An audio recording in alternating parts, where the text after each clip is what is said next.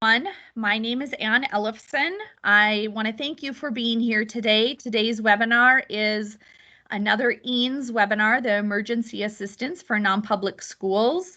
And specifically today, we're going to talk about use of funds for services and assistance and brainstorm some of the ideas that a non-public school might request.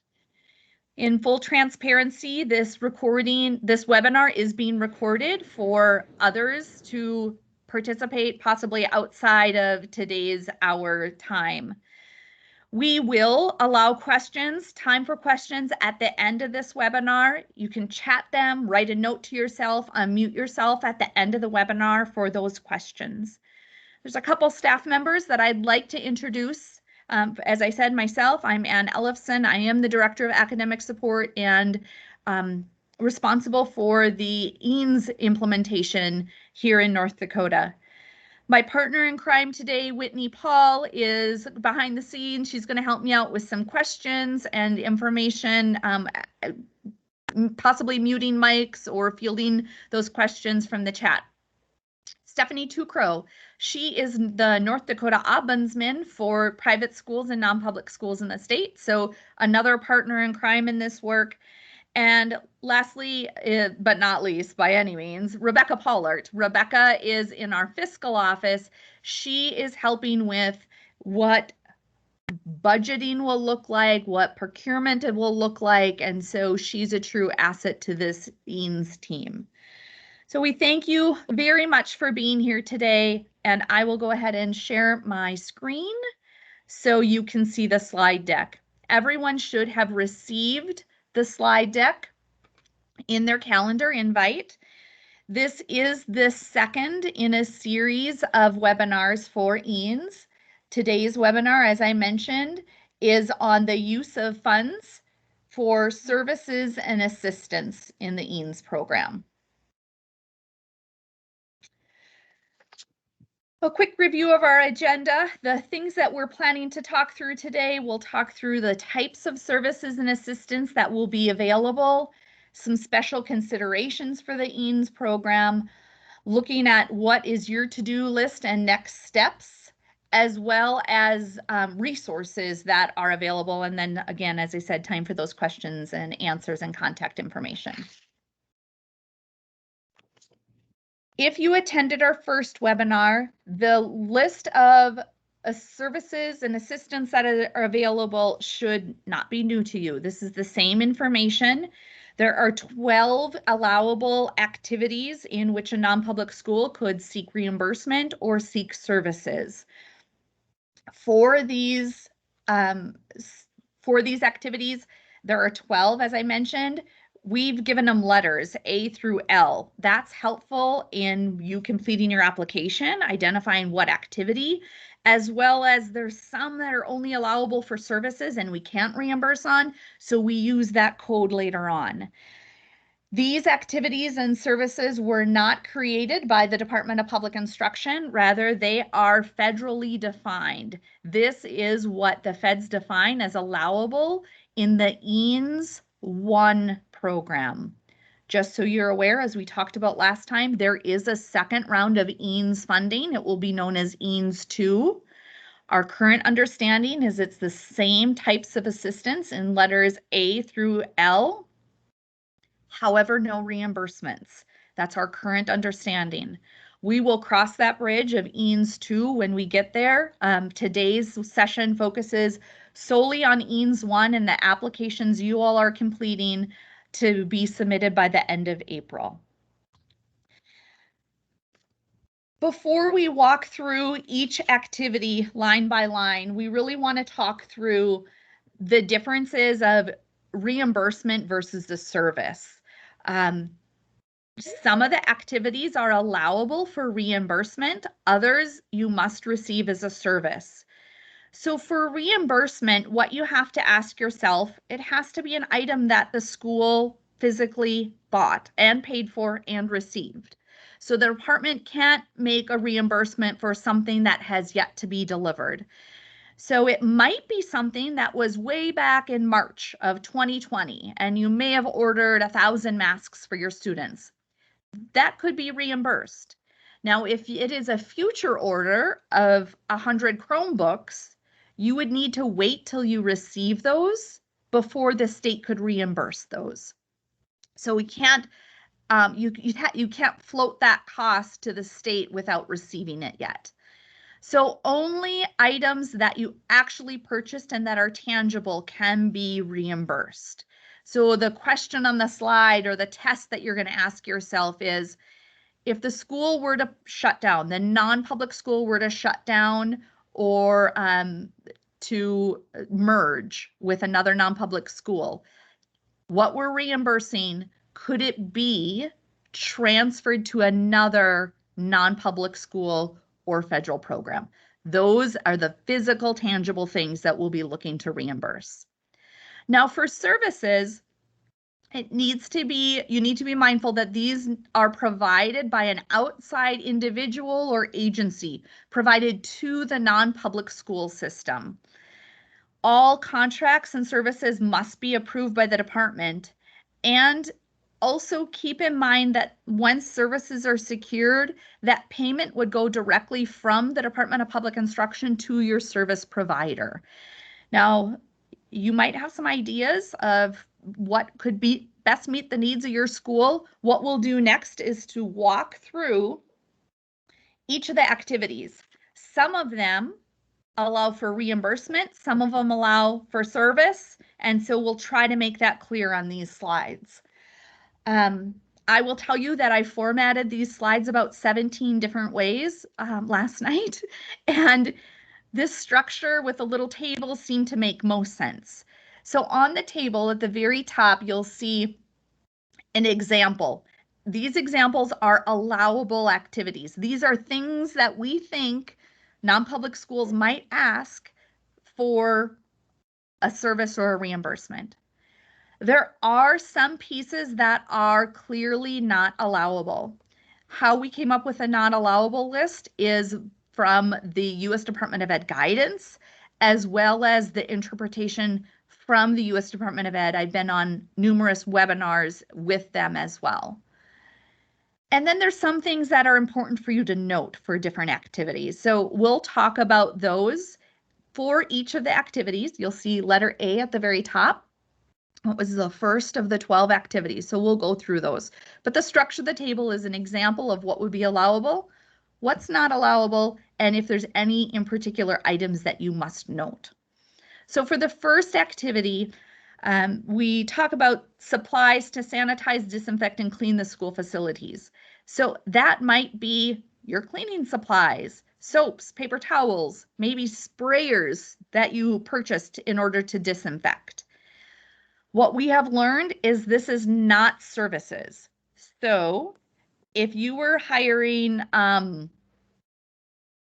Stanley Steamer, the carpet cleaners, to come and clean your carpets, that would not be an allowable service.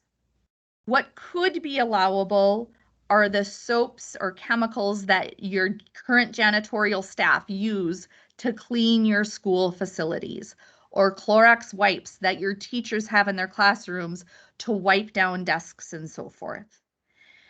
It's important to note that equipment that is purchased, that ownership belongs to the public, has to be in public control. So if it was sprayers that you purchased back in March, equipment is defined as those pieces that are anything technology, and I have devices on here, but anything technology related, as well as those with a value of over $750. So in my mind, you know, they have those lawn sprayers. This is how we would have probably done it if my husband was a principal of a school. You can get like the lawn sprayer that you could spray weeds in your yard. You'd fill that up with a particular chemical. That sprayer probably isn't $750. And therefore, it would not be considered equipment. That's kind of a consumable, disposable piece of supply. If that sprayer was $750, or let's say that you have some UV machine that would kill germs and you wanted reimbursement for that piece of supply, that would have to be transferred to the public, your public partner, for control and inventory, asset tagged, and so forth.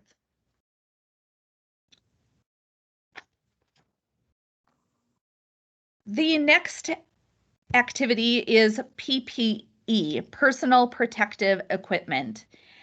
In visiting with a couple of the non-public schools that are on this call today, thank you very much for taking your time and brainstorming with me. The types of PPEs that our non-public schools and schools are using in particular might be masks, gloves, face shields, sanitizer, handheld sprayers, thermometers. Those things can be reimbursed or provided as a service. Now, I must tell you, if you contact the Department of Public Instruction in your application and you say, we need 1,000 masks and we don't want to buy them, we want the department to buy them for us, it will probably take longer and you probably aren't going to get exactly what you want, because we would have to work through our state vendors, go on bid for some of these products and services. So if you have purchased them already, it makes most sense to use your EANS 1 funds for reimbursement of the PPE items such as those listed. Now, know that my examples are also not an exhaustive list.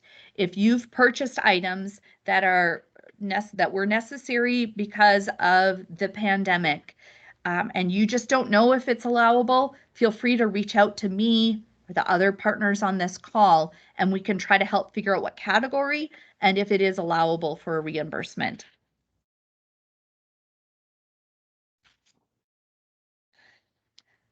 The next category is the third one, letter C. And this is for improving ventilation systems, including windows, portable air purification systems. However, we can't reimburse for new HVAC systems. So the Fed's guidance was about improving the current services to improve the current ventilation systems. The only things that we could reimburse for are provided, such as portable air purification systems, or maybe you have old windows that need screen repair in order to improve ventilation. Maybe you want the air ducts of the school blown out, and that's a service that would be provided. Maybe you have HVAC filters that you need to change on a regular basis to control the spread of dust and germs. Those would be things that either might be eligible for a service or for that reimbursement. The Fed's guidance says that reimbursements aren't allowable in this category except for the air purification system. New windows are not allowable, and HVAC systems and so forth are not allowable. Those would be considered large system improvements, and that would be capital improvements to a building. If we are providing a service, keep in mind that we must use a licensed, bonded, and insured contractor. Again, if you're saying that we need to have a service to fix screens, that will have to possibly, on the price point, go out on a state procurement, state bid, and we would need to ensure that the person is licensed, bonded, and insured. Unfortunately, you might have a handy custodian that might be able to do that work. That would not be reimbursable through EANS. The next category, D, is a service only. So as I mentioned before, we have reimbursements, services, but there's some of these activities that the Fed guidance says we can only provide a service. And keep in mind that test. Could you remove this from the school facility? So this category is the training and professional development for staff on sanitation, use of PPE, and minimizing the spread of infectious disease. This can only be provided as a service. The example that I came up with was maybe some forms of professional development from your public health. Please note, non-public schools can't seek reimbursement for this. So if you had an all-staff training in August of 2020 on here's the process and protocols we're going to use to clean and sanitize our building, we can't reimburse for that. We can't take that training out of the school.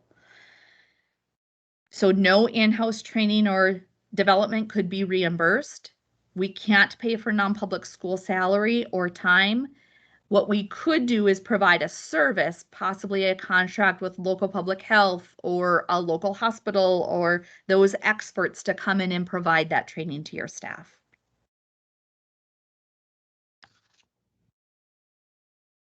The next category is physical barriers to facilitate social distancing. So I really didn't know what to call these things. I had movie theater ropes, but I'm like, that's not real professional for this webinar. So I did a Google search and they call them retractable belts, but I think you know what I'm talking about. If you go to a theme park or something where they're trying to direct traffic, they're those velvet belts or those belts that you would have in place. That might be an example of something that you have to kind of help your traffic flow. Maybe partition walls or those plexiglass walls for your front office staff or between students. Also some stickers and signage that you maybe have on the floor. I see them frequently, 6 feet social distancing to kind of give those bubbles or dots of where people should be standing. Things that would be non-allowable are, of course, the time for non-public staff that they may have taken to install. So let's say that cubicle walls were purchased to help facilitate social distancing or create additional classroom space in a larger vacant commons area. The personnel time to establish that room, that environment isn't allowable, but the actual physical structure could be.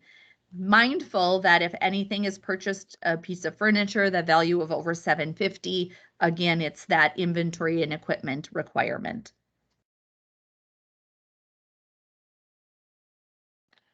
This category was a pretty big catch-all category. The letter F, it's our 6th in the 12 allowable uses. This would be other materials, supplies, or equipment recommended by the CDC for reopening and for the operation of school facilities to effectively maintain health and safety. So in brainstorming with non-public schools, here are some ideas. Again, not everything is listed, and I'm not going to read them all to you. But maybe there was specialized seating. Maybe more chairs needed to be purchased, or some big fans to circulate airflow in your big commons area in the gym, for instance. Maybe we needed extra classroom supplies. So in the past, we had kids sharing scissors or kids sharing calculators. Now we needed every kid to have their own calculator. Those would be purchases that would be allowable for reimbursement. STEM, maybe you have a STEM classroom and kids worked in groups of 6 with a little their little Cosmo robot. Well, maybe there were more purchases to divide those into smaller groups and smaller pods. So that equipment could be allowable. Possible nursing services. Some districts have identified having a school nurse on hand. So contracting that service out, having somebody maybe from your public health agency come in and serve the non-public school, or that local hospital providing that service. Again, we cannot provide funds to the non-public school staff.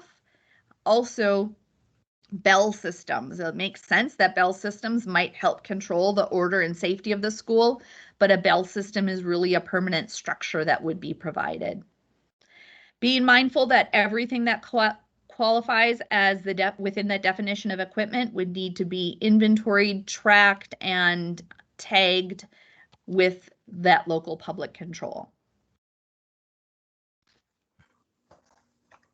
The next category, G, is to expand the capacity to administer coronavirus testing to effectively monitor and suppress the virus.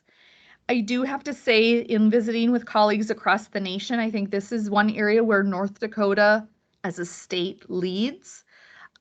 We have access to testing, we have access to vaccinations, contact tracing, and so forth. There are states that are not in the same situations where we are, where there's public vaccination clinics happening. So possible examples, maybe you wanted to bring in testing services to your school. maybe a few days a week. Some public schools I know have considered testing for their students, in particular student athletes. That's less of a concern that more of our sports are moving outside this spring, but I do know that it is something that is considered. We are not advocating that you test students. If you do, there's parental controls, there's a whole lot of other things, but I'm saying it is a way, it is something that you could pursue. Again, surveillance, contact tracing, maybe even the design and development of how are you communicating your numbers out with the public, with the field, with your constituents. Nursing services, again, what can't be provided is funding for non-public school time. And if we are working with vendors, in particular, a nursing staff or so forth, we need to make sure that they have the appropriate licensure as considered in North Dakota state law. I also think if you're going to stand up your own testing center, there is some requirement for lab results that a non-public school might need to look into.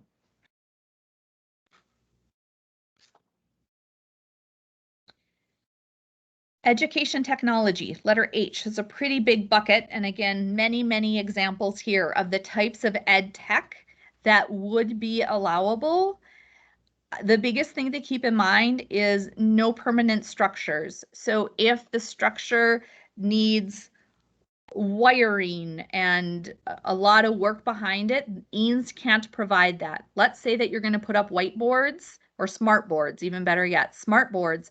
The actual smart board could be purchased with EANS funds, but the wiring and that would not necessarily be allowable, because that if and when that device needs to be taken away, we really wouldn't be able to pull all that wiring out. So education technology, it's those items that you can purchase and they move out, they could be removed from the school system.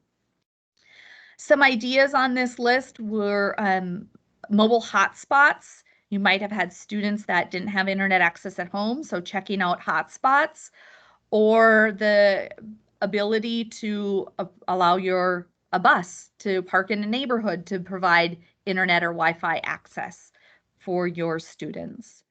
Again, permanent structures are not available, and anything with equipment must be in public control, has to be asset tagged and inventoried. Although this little definition says devices, we don't just mean like a phone, a tablet, a computer. Any piece of equipment that's identified, especially we'll get to it on slide 27, I think, that we'll talk about that a little bit further, what equipment means. Letter I, redeveloping instructional plans for remote learning to address remote or hybrid learning to address learning loss. This is another category that we can only provide a service. So these services might look like summer school or tutoring or hiring a substitute to come in and provide substitute relief for non-public schools. Maybe it's an assessment service. Maybe it's the ACT Aspire or something like that. There is no reimbursements for these, no in-house training can be reimbursed or provided, only contracted services to the non-public school. We cannot pay for salary or time for the non-public school staff. Letter J, leasing sites or space to ensure social distancing. What could be provided here, and I would say if you are looking at this category, I really would encourage you to reach out to us at the department so we can figure out how we do this. But essentially, if you had to lease or have to lease additional space to accommodate your kids to come back, maybe a module or maybe some tents so you can offer summer meals outside. If that is the case, please reach out to us so we can figure out what that rental agreement looks like. In particular, the EANS funds cannot pay for, late fees or pass fees or insurance costs or utilities and maintenance.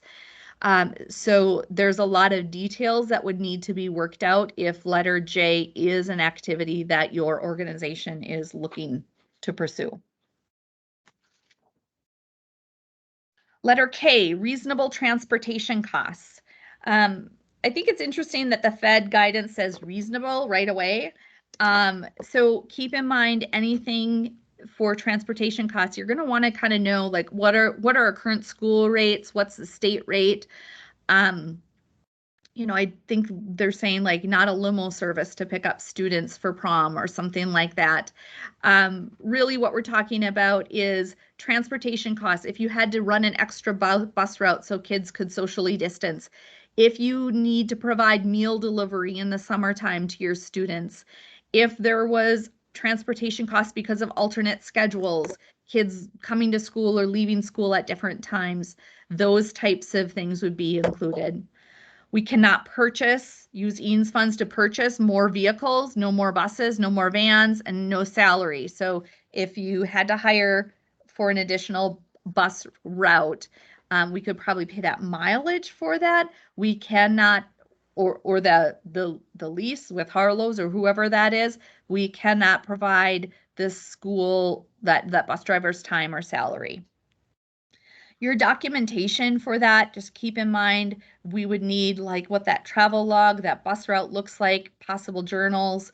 And of course, if there were ADA demands that needed to be provided, we need to make sure that that transportation service could provide them.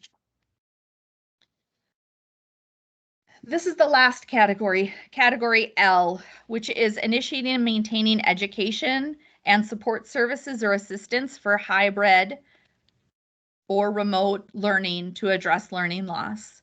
So although this says remote and or hybrid, we recognize that many of our schools are not in remote and not in hybrid. We are back face-to-face, but learning loss is still a concern. So any of those activities and supports services that you'd like provided around mental health, tutoring, summer school, paraprofessionals, those type of supports to mitigate learning loss would be captured in this section. Again, note this is service only and not reimbursement. Now, if you prefer to hear everything that I just said in a table, that's what this next category is.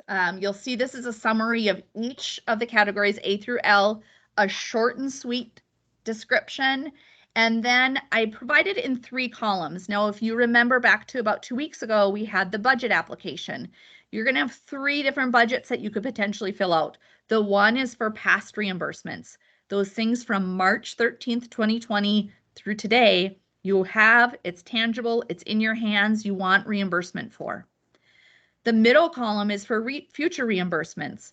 Remember I talked about those 100 Chromebooks? They're on order, they're not going to be delivered till August. You'd budget for those in that middle column, but just note the state is not going to reimburse you until we have some other ducks in a row regarding purchasing, paying, receiving, inventory.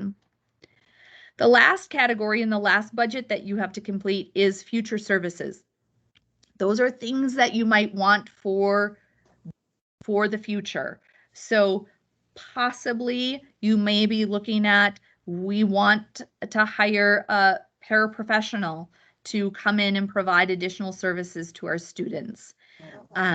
Again, with your application, you would identify that as a need that you're asking for.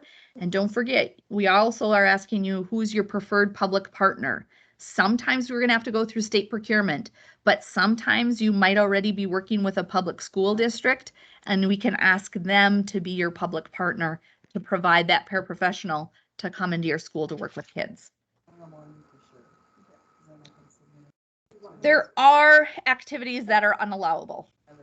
These are federal funds. There is always strings attached to federal funds. There are rules and restrictions and guardrails for non-allowability. So those are listed on the next slides. These are what we have learned about to date. So if you throw a curveball at us and we don't know the answer, we'll take that to the feds to get a better understanding.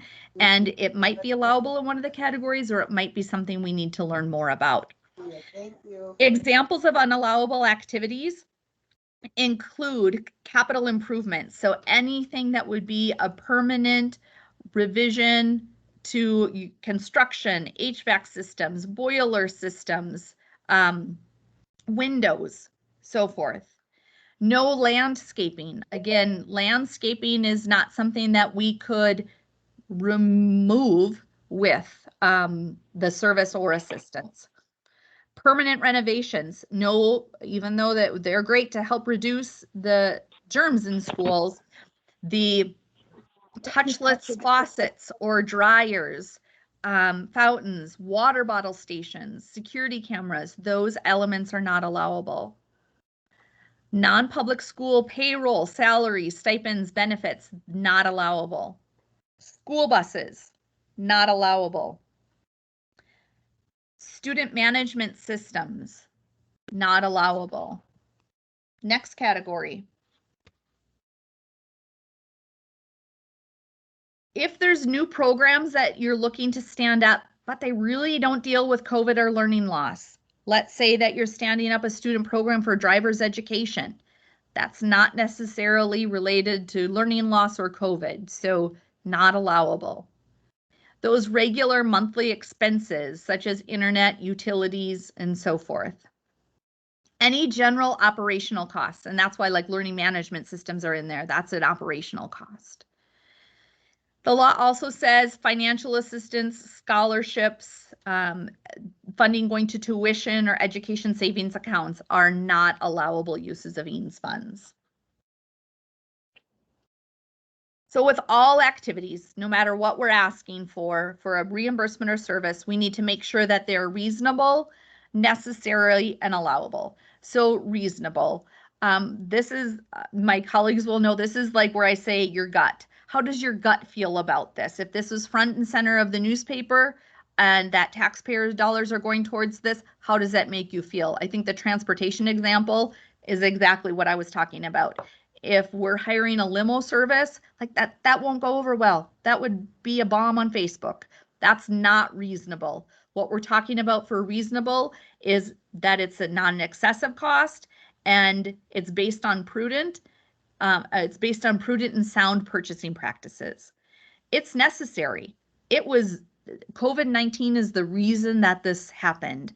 It's result, we're dealing with learning loss or a result of the pandemic. And that we have to make sure it's also allowable or allocable, that it fits into those categories A through L that are listed. As I mentioned early on, we have reimbursements and services. Here's a couple notes regarding reimbursements. So when you're seeking reimbursement, especially for those tangible things that you can touch, you can go all the way back to March 13th, 2020 for your reimbursements. That was the date that the national emergency was declared. Now, if your non-public school purchased 100 Chromebooks in January of 2020, that doesn't work. You'd have to purchase them after September 13th of 2020 for that reimbursement. Now, we don't have the final process on what does the reimbursement process look like to get you paid, but what we are saying is you need to be mindful that you have to have documentation on hand. So if you have purchased 1,000 masks and 500 bottles of Clorox wipes, we will need the receipt or an invoice and a proof of payment for that. So don't know exactly what that looks like yet, but it is not an on your honor reimbursement where you say, just trust me, Anne, trust me that we bought this. You need to actually have proof that it was purchased and it was paid. Also be mindful that all devices, including technology equipment, must be transferred to public control, asset tagged and inventoried. That process we're also working on. A couple things to note regarding services. if your application comes in and you need some services, and especially if there's services that your local public partner doesn't provide, it might be needed that you have to get some quotes. I don't really know of great examples. Possibly, let's say that you wanted to contract for an additional bus route. Maybe there's a couple busing companies in the community. You could get a couple quotes for that. So we'd figure out what type of service could be contracted. Let's go with this bus example, and that vendor then would potentially be the person. DPI would have a contract with this vendor, this busing vendor, to run an extra bus route for you. That bus barn would then bill the department for that regular service, and that payment goes from DPI to that bus barn, not to the non-public school. Services and the vendors that you ask for, you might get that vendor, but you might not. And so an example of this would be being mindful that we're collecting applications from all across North Dakota and non-public schools. Let's say that 10 of you say we want we want credit recovery software. We want Odysseyware. And somebody else says we want Edgenuity. If that price point, when we add all the non-publics up, gets to a certain threshold, we may have to take that out for bid. And the state procurement process, I will say, will slow this down a little bit. So when we take that out for bid, we will have to go with one vendor. And so we might have to select Odysseyware, and that's who would then provide that service to all 10 non-public schools till 2023. So EANS 1, as I had said during the first webinar, if you can seek reimbursement for your products, makes most sense for that. EANS 2 is 100% service oriented. So we're going to have to figure out ways that we can do this and still meet your needs. Again, we don't have all the details figured out with what it would look like for these services or these procurements, but it will take some consultation back and forth between us as we figure out how to move forward and how to get you these services and supports. A few special considerations. So first, there's no guarantee of funding for particular activities or services. We want you to complete what do you need in your application, but there's going to have to be open consultation. In some cases, I will say we're not going to take the money away from you. So let's say that you're a school that gets $10,000 worth of services. You'll still get that $10,000 worth of services, but we have to be open to consultation and working together on how do we do this that makes most sense for your school while meeting things like state procurement. Also be mindful that anything provided with these EANS funds, whether it be training, services, products that you purchase, materials for classroom, they must be secular, neutral, and non-ideological, and used in ways that are secular, neutral, and non-ideological. So we cannot be purchasing products and services that would be used in particular in your religious classes.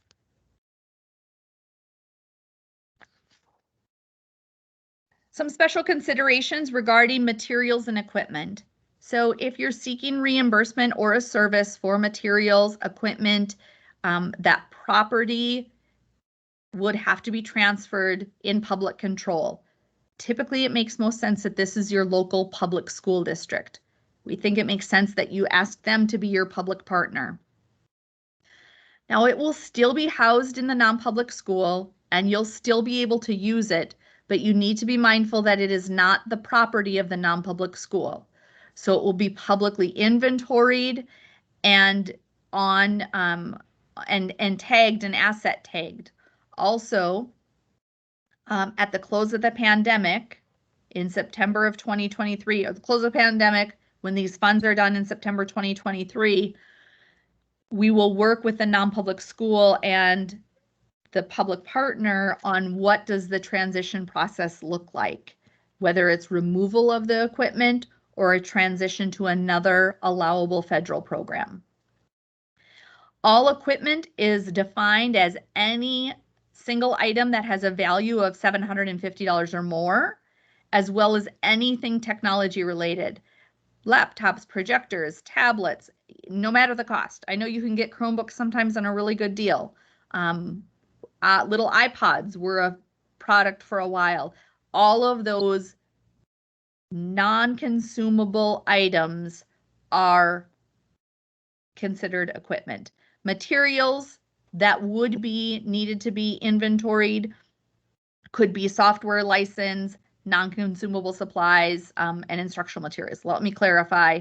Instructional materials, non-consumable supplies would be inventoried if you had things like workbooks that are consumable, Clorox wipes that are consumable. Those things would not necessarily need to be in public control.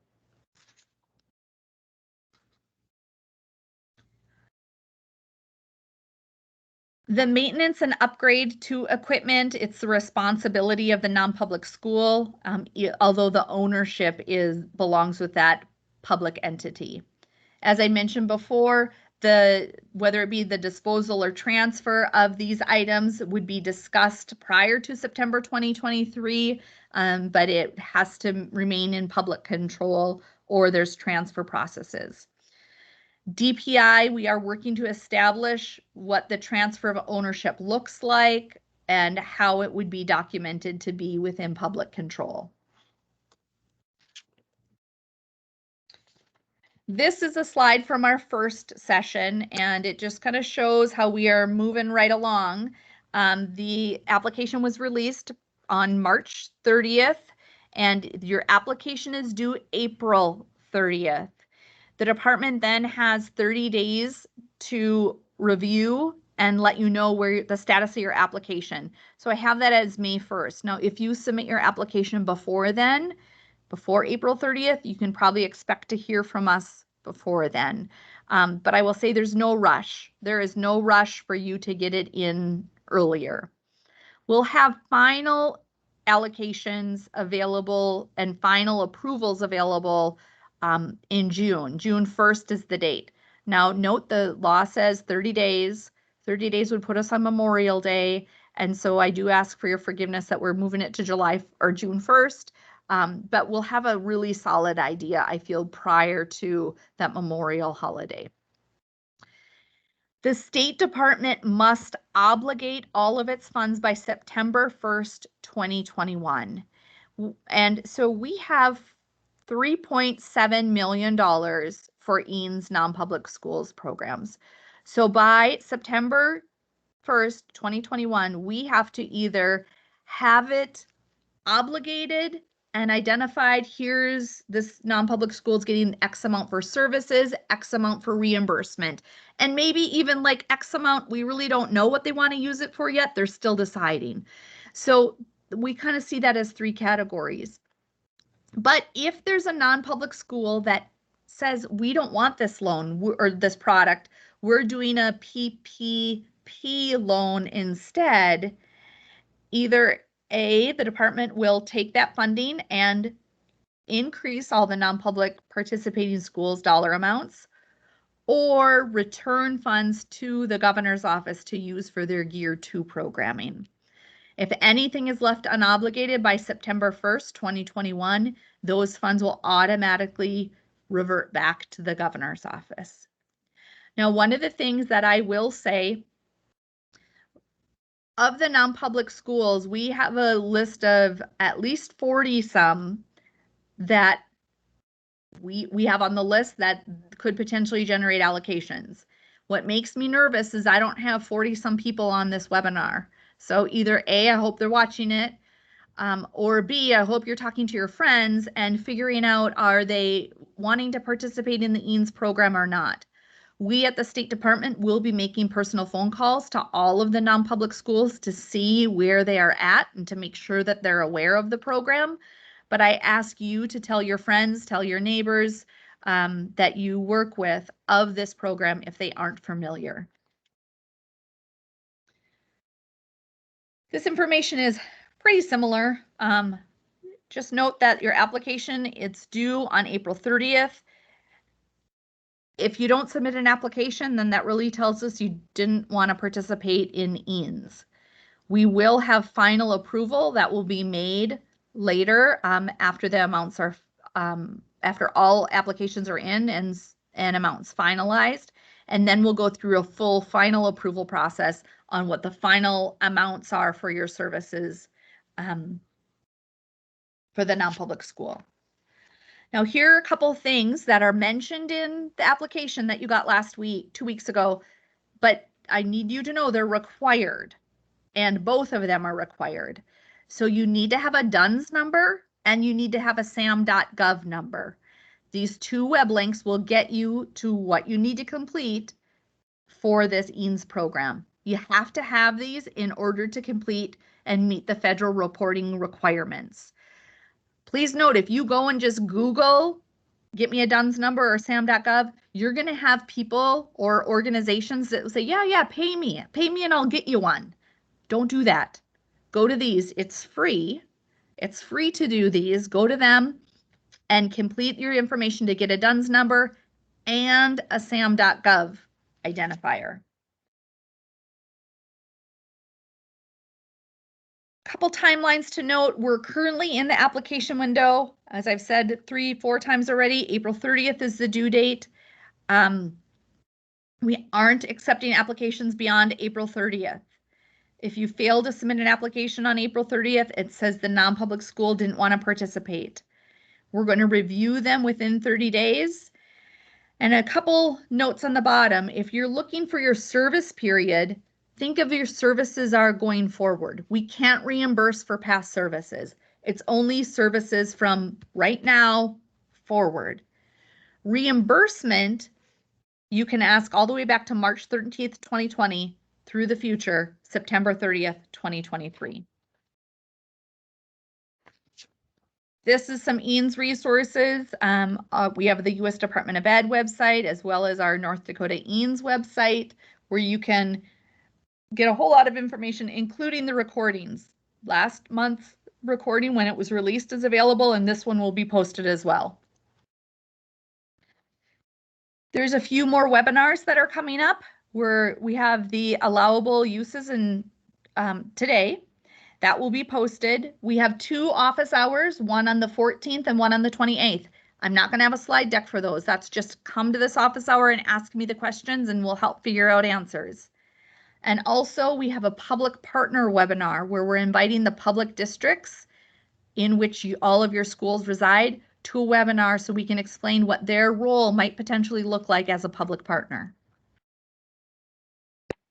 With that, I'm taking time now for some questions. Here's our contact information. I'll pass it to Whitney if you see any questions that have come in through the chat, or if anyone needs to unmute themselves and ask questions. Yes, absolutely. I've been recording what's coming through the chat, so we can Wonderful. talk those. The first thing I just want to point out was a question that came through the chat that Rebecca had answered, but it pertains to reimbursements and services. So reimbursements are made directly to the non-public entity. If it's for a service contract, that will go to who is providing the service. So just so everyone's clear on that one. Thank you. And then some questions about the public entity partnerships. So can the public entity hire tutors, paraprofessionals, counselors, SLD teachers, any of those types of services for the non-public? Yes. So let's imagine that you're working with a public district as your public partner. That public district can hire people to come and provide you with a service as you're dealing with a pandemic. So all of those positions listed, yes, the public partner can hire them and pay them with the EANS funds to come and provide you a service.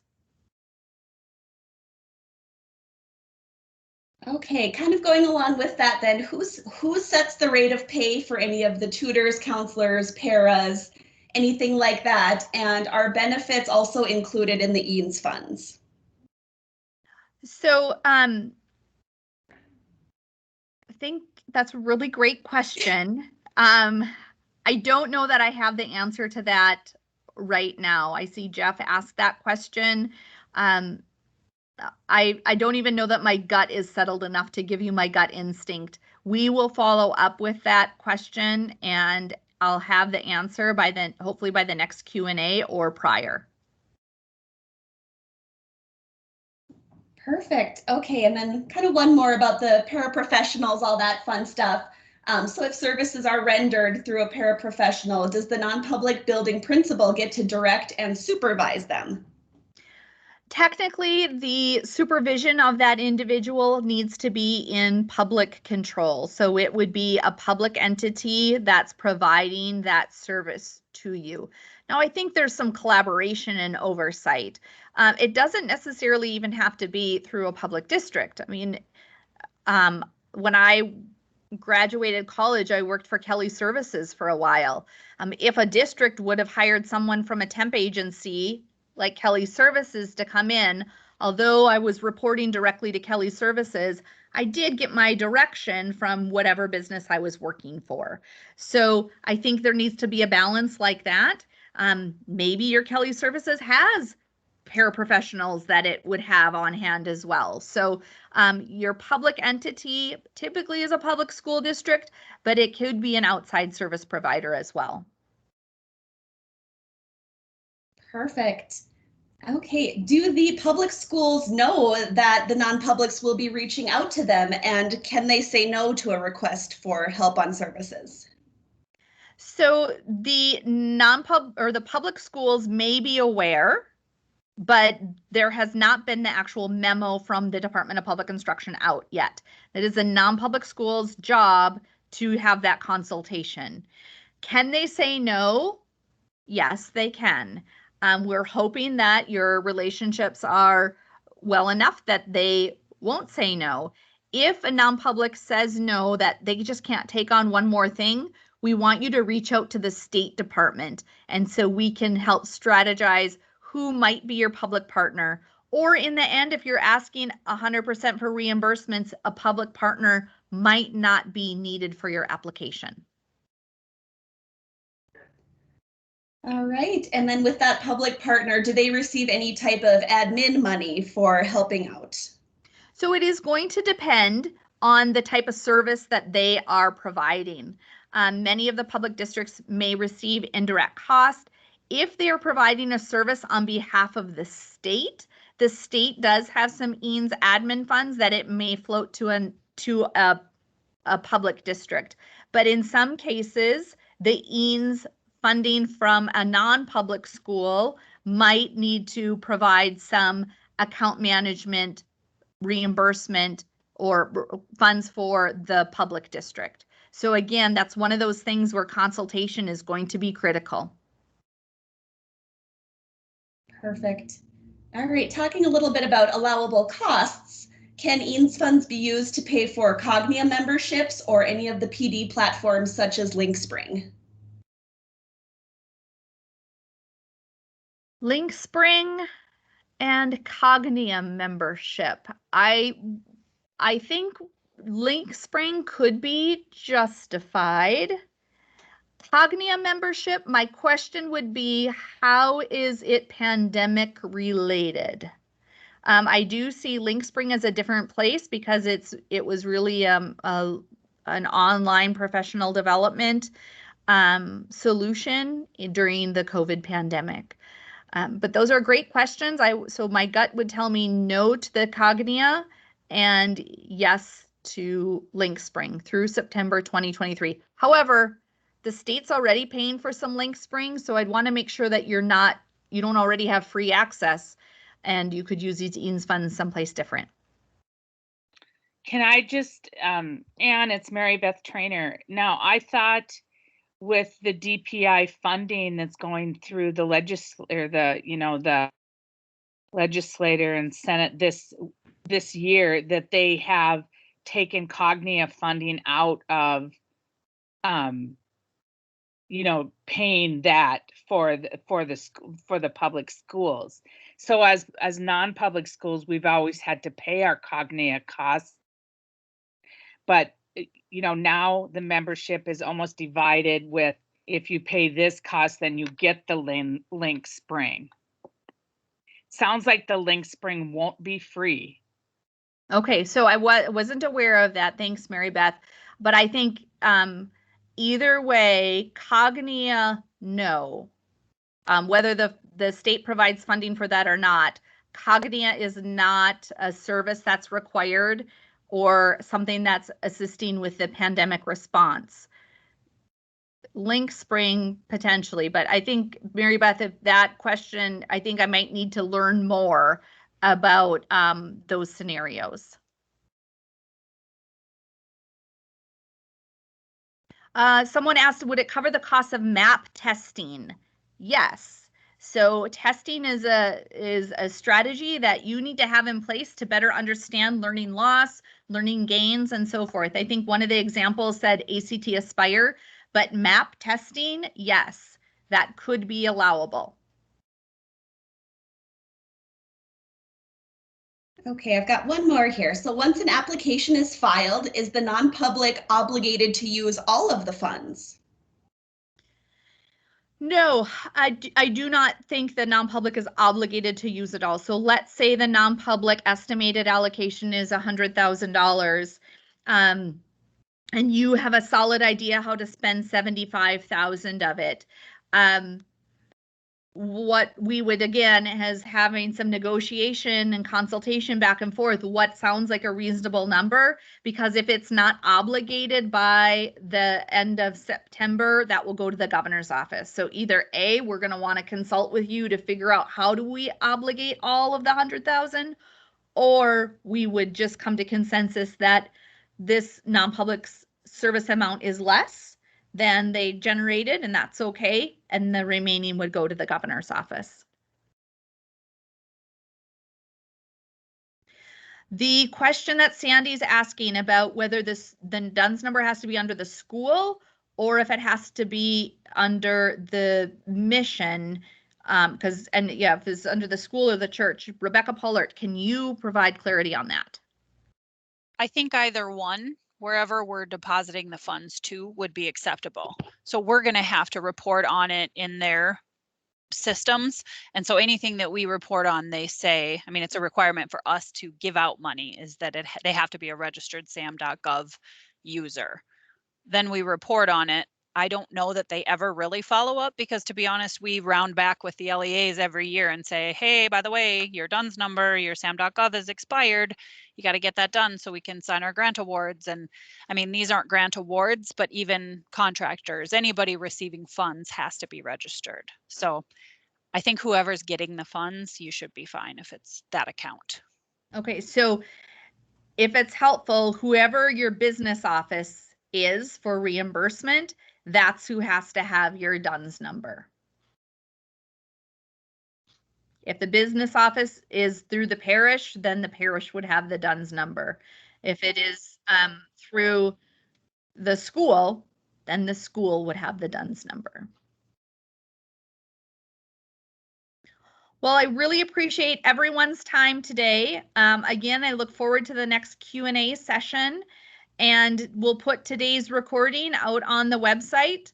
And have a happy Friday to all. Thank you or Thursday and Friday tomorrow. Have a great day. Bye-bye. Thank you.